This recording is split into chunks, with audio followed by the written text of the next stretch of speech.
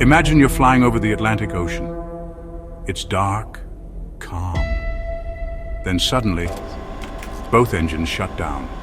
The plane starts gliding in total silence. You're 39,000 feet in the air, and the nearest runway is 75 miles away. This isn't a movie scene. This is the real story of Air Transat Flight 236 and how two pilots saved over 300 lives.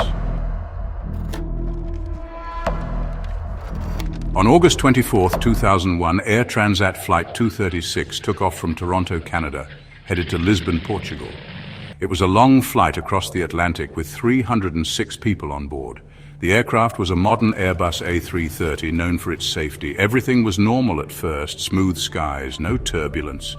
But at 39,000 feet, something started going wrong. The pilots noticed the fuel was disappearing fast.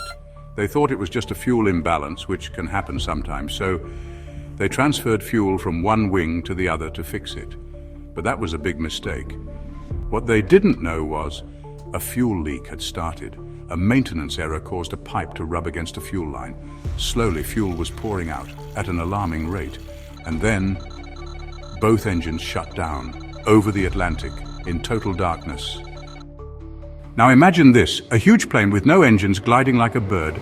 The pilots had to act fast, no power, no thrust, only one chance to land. Captain Robert Piché and First Officer Dirk de Jager spotted a military runway on a small island, Limitless Air Base in the Azores. It was 75 miles away. They carefully guided the plane through the night, using only gravity, wind, and skill. After 19 minutes of gliding, the longest in commercial jet history, they reached the runway. The landing wasn't easy. The plane was heavy, moving fast, and the runway was short. Tires burst, brakes were burning, but somehow the plane stopped. All 306 people survived. Just 18 had minor injuries.